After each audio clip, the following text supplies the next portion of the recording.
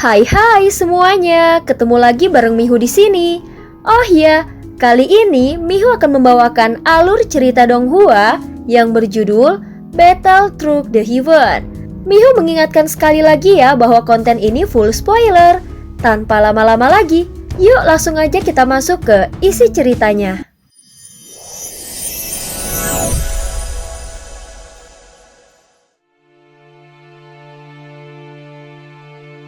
Melanjutkan dari kisah sebelumnya.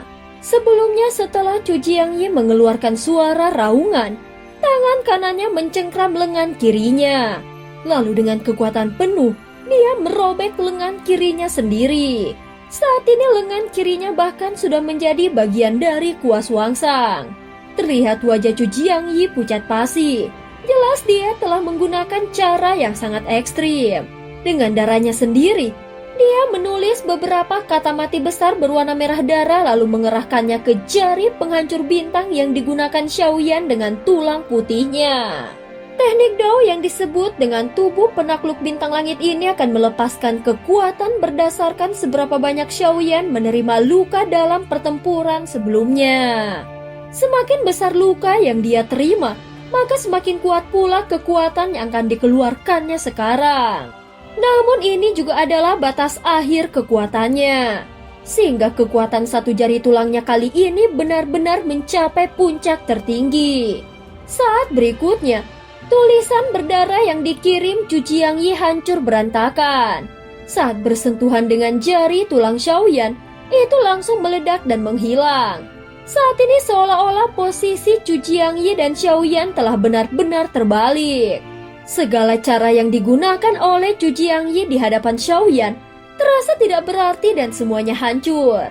Padahal Chu Jiangyi sudah menggunakan metode se-ekstrim itu, namun tetap tidak mampu menghentikan jari tulang Xiaoyan yang terus meluncur turun dengan kekuatan mematikan. Tidak heran jika klan Yuan Shen harus disingkirkan. Padahal dia baru mencapai tahap ketiga keabadian para dewa, namun bisa meledakkan kekuatan sehebat ini. Sambil bergumam, Chu Jiangyi kembali menggigit lidahnya dan menyemburkan darah esensinya. Dengan segenap kekuatannya, dia menulis satu karakter kata mati yang jauh lebih besar dan sekali lagi menghantam ke arah jari tulang Xiaoyan. Kali ini terlihat jelas bahwa Chu Jiangyi telah membayar harga yang sangat besar. Namun sepertinya dia benar-benar yakin bahwa keputusannya tidak salah. Faktanya, jika dia bisa menahan satu serangan ini dari Xiaoyan, maka dia bisa membalikkan keadaan. Jadi dia merasa tinggal sedikit lagi menuju kemenangan. Kalau aku bisa menahan ini, kau pasti akan mati. Kalian bertiga masih belum turun juga. Kalau ikut membantuku, jasa kalian pasti akan dicatat. Chu Jiangyi tidak menyangka setelah melalui begitu banyak pertempuran melawan Yao Nantian dan dua master tua lainnya, Xiaoyan masih bisa meledakkan kekuatan yang mengerikan seperti ini. Kini dia bahkan harus memohon bantuan kepada ketiga monster tua tersebut. Namun saat Chu Jiangyi mencoba mencari keberadaan mereka, Yao Nantian dan dua monster tua lainnya ternyata sudah menghilang dari medan perang. Sekarang dia baru ingat kami. Yao Nantian menggeram penuh amarah. Dia memang memiliki banyak harta spiritual. Namun jika bisa memanfaatkan kekuatan reinkarnasi yang mulia untuk menghancurkan Chu Jiangyi, maka dia ingin sekali menghabisi mereka semua. Ketika keduanya terluka parah, kita baru turun tangan bersama dan menghabisi mereka secara sekaligus. Yao Nantian berkata dengan dingin. Saat ini mereka bertiga bersembunyi di suatu titik di dalam kehampaan dan menggunakan harta yang bisa menyembunyikan aura, sehingga Chu Jiangyi tidak bisa menemukan mereka. Reinkarnasi yang mulia ini memang luar biasa. Bagaimanapun caranya, kali ini dia harus dibunuh. Kalau dibiarkan berkembang 10 hari lagi, mungkin kita semua takkan ada yang bisa kabur. Dua monster tua lainnya mengangguk diam. Meski tidak berbicara, sorot mata mereka jelas mendukung perkataan Yao Nantian.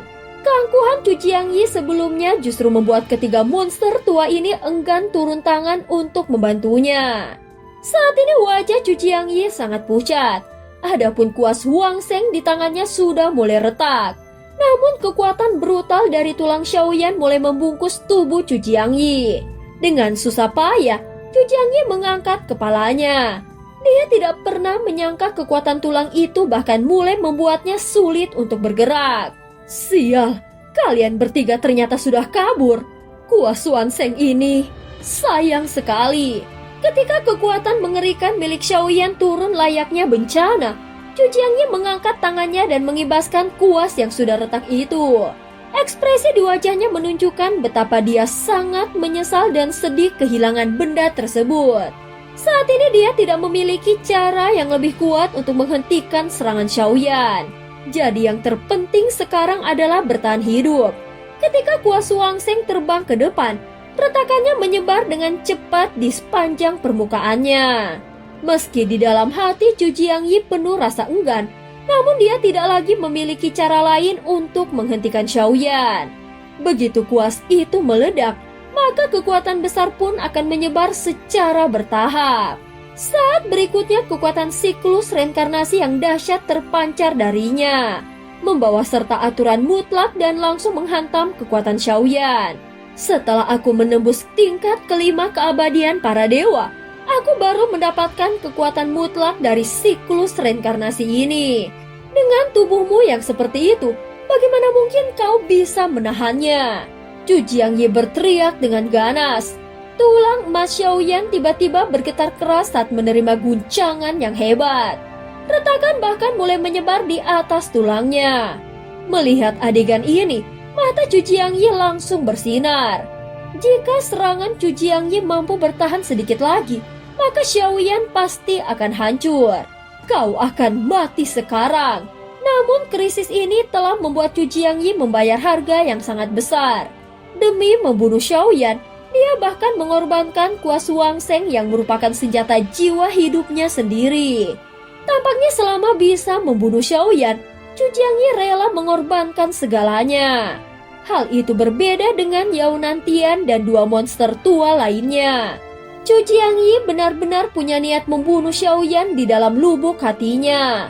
Kalau aku harus mati, maka aku akan menyeretmu bersamaku. Setelah berhenti sejenak, jari tulang Xiaoyan kembali meledakkan kekuatan luar biasa. Seketika kekuatan siklus reinkarnasi dari kuas Huang Sheng pun dipaksa untuk menyebar secara brutal. Tubuh Cu Jiangyi langsung berubah menjadi hujan darah dan terpental ke kejauhan. Dia memuntahkan beberapa suap darah segar dan matanya penuh keterkejutan. Tidak mungkin, dari mana dia mendapatkan kekuatan sekuat ini? Di tengah terpentalnya tubuh Cu Jiangyi, seolah-olah ada seekor naga yang tiba-tiba meraung ke arah tubuhnya. Ketika dia merasa ada yang tidak beres, dia langsung mendongakkan kepalanya dengan cepat. Dan akhirnya menyadari bahwa dia telah terperangkap di dalam telapak tangan raksasa Xiaoyan. 5 tulang putih yang seperti naga mengepungnya dari segala arah. Ini adalah seluruh kekuatan Xiaoyan saat dia mengerahkan teknik pamungkasnya. Lindungi aku. Api dari dalam tubuh Xiaoyan segera menyatu di dalam telapak tangannya.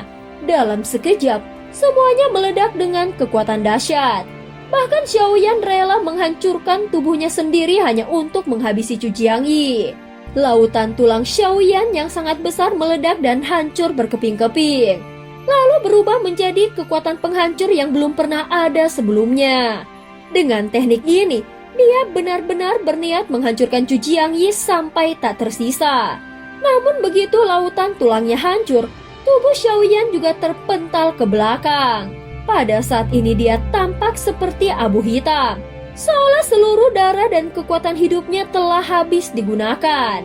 Dan di saat tubuhnya terpental, tiba-tiba kekuatan misterius dari kehampaan mengarah padanya. Dalam sekejap, tubuh Xiaoyan dibekukan di dalam es dan dimasukkan ke dalam penjara es kuno. Tentu saja jika seseorang ingin membunuhnya, maka kesempatannya adalah sekarang.